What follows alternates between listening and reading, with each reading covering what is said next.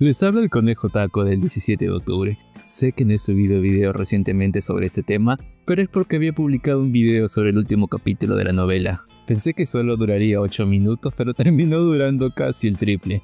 También estuve probando unos cambios al diseño de los shorts, y eso me demoró más. Pero tenemos que acelerar esto, y te puedo asegurar que escucharás datos que nunca antes has oído. Creo que ya tengo los suficientes videos subidos en mi canal para darte garantía de esto. Así que bienvenidos a contenido cortado de la primera temporada de Re:Zero, episodio número 5. Como sé que ni siquiera recuerdas lo que comiste ayer, te diré lo que abarca este capítulo. Este episodio empieza desde el momento en el que Subaru despierta después de morir por primera vez en la mansión, hasta su segunda muerte donde es asesinado en el pasillo del edificio.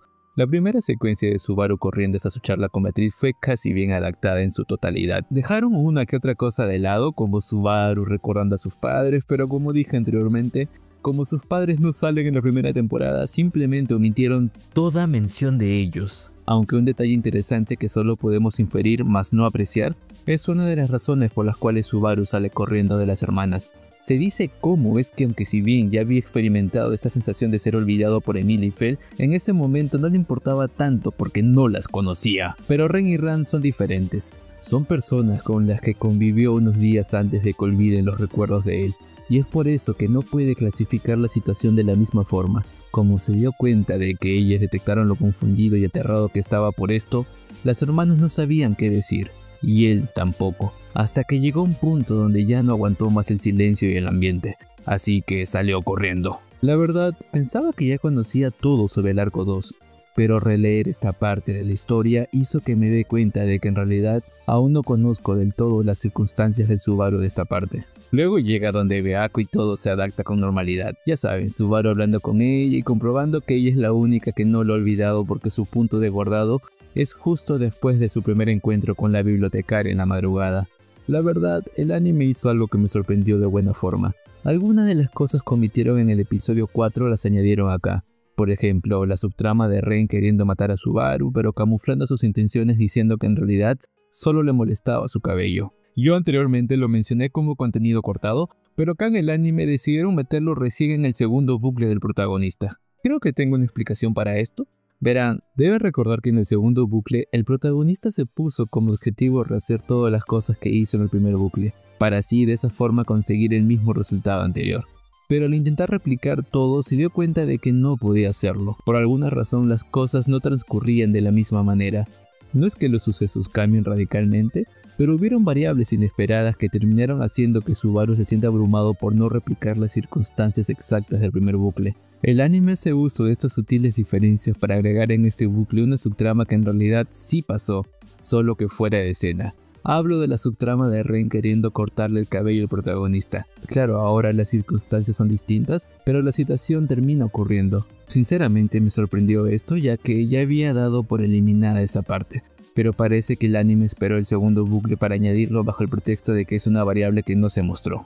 Otra escena cool pero entendible de que haya sido omitida es una parte de la secuencia de la ducha. En esta debieron de explicar cómo es que funciona la cocina sin gas o el agua caliente en este mundo que se encontraba tecnológicamente a puertas de la revolución industrial, pero no lo hicieron.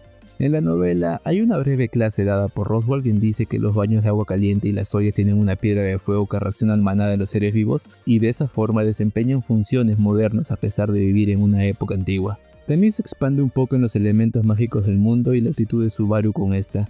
Les explicaría un poco más, pero tengo breves recuerdos de que esta subtrama es explicada más adelante, así que sigamos. Algo realmente interesante que sucede acá y que dudo mucho que alguien se dé cuenta son las palabras que usa Roswell cuando evalúa el potencial mágico de Subaru. Específicamente dicen las palabras Mion, Mion, Mion.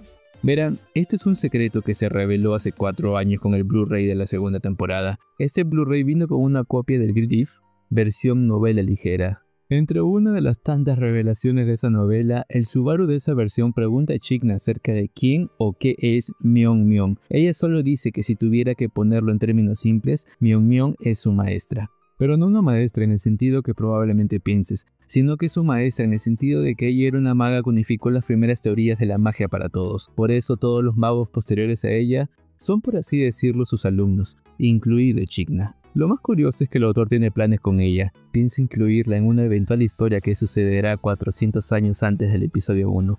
Pero volviendo al tema, luego Subaru sale del baño desnudo y se encuentra con Ran, quien se burla del tamaño de su órgano reproductor masculino.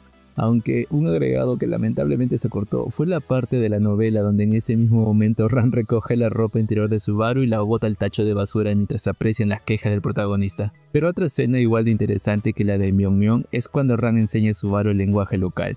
En la novela se deja en claro que a pesar de que el protagonista no es de este mundo, aún así puede comunicarse usando el lenguaje verbal con los de acá.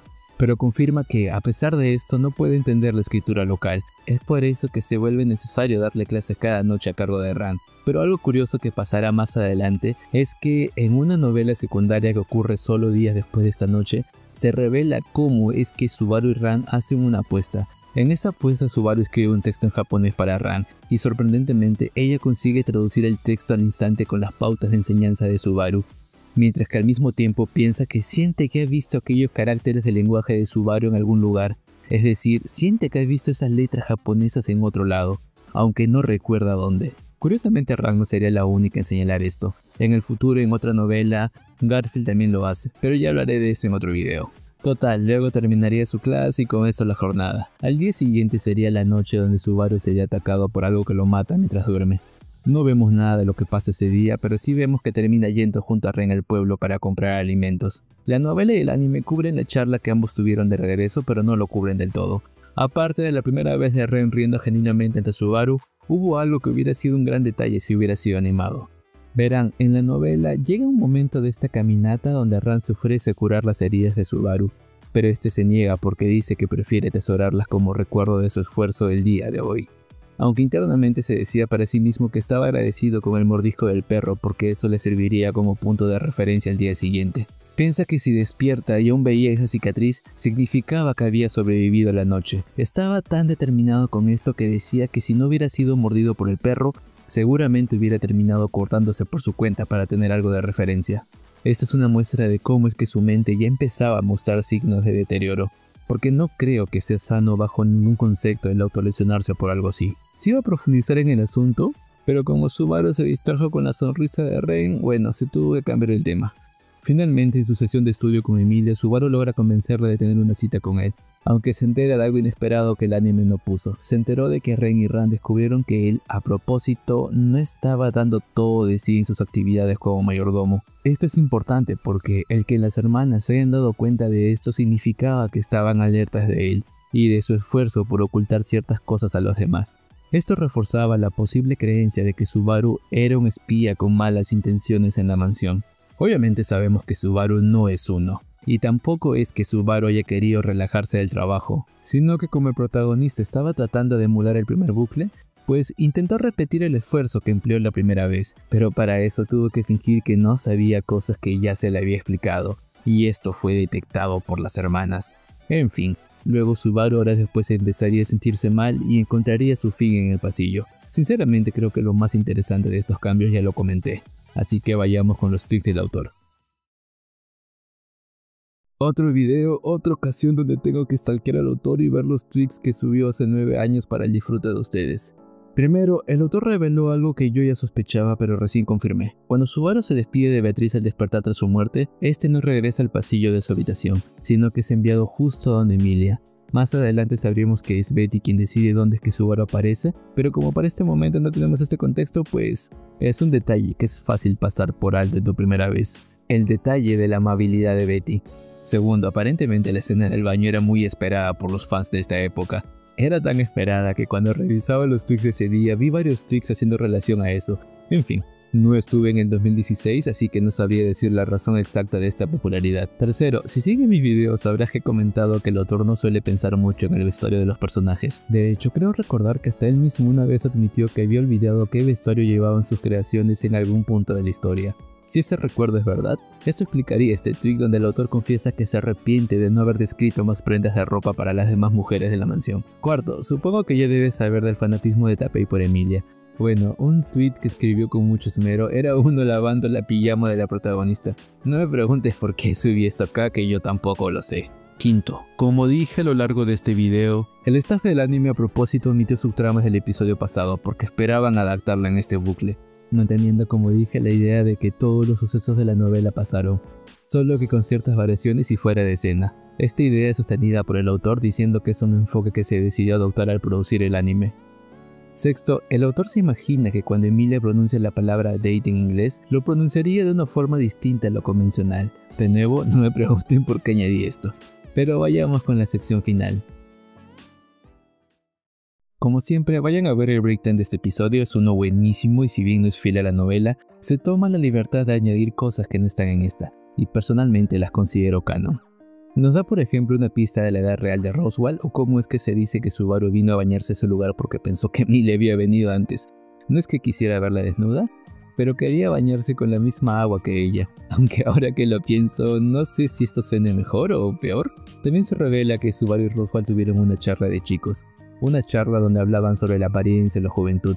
Lamentablemente Ran ya estaba afuera y escucharía las líneas de Subaru sobre el agua de Emilia. Normal que luego cuando este salga, Ran lo insulte y tire su truzo al basurero. En fin, esta secuencia dura 2 minutos y medio, pero te aseguro que pensarás en estos diálogos por más tiempo que eso. Y esta ha sido toda la recapitulación del episodio 5. Siento si me he demorado, pero como he dicho, ocurrieron unas cosas con el canal y tuve que supervisarlas. Además, he tenido que volver a salir de viaje. No suelo contarlo, pero tengo ciertos asuntos familiares. Ocupan que de vez en cuando, una vez a la semana, me tome todo el día para solucionarlo. Y sumado a que saqué un video adicional para todos, pues ya entenderás por qué estuve ocupado. Esto suelo explicarlo en mis streams en español, pero como no hago streams en inglés, pues aprovecho para avisarlo por acá para mi audiencia de ese lado del mundo. Recuerda que cada like y comentario ayuda a impulsar las vistas en YouTube, y puede ser la diferencia entre un video exitoso y uno con poco alcance. Así que te agradecería mucho si te tomas esa molestia, pero dime, ¿qué te parecieron los datos cortados de este episodio?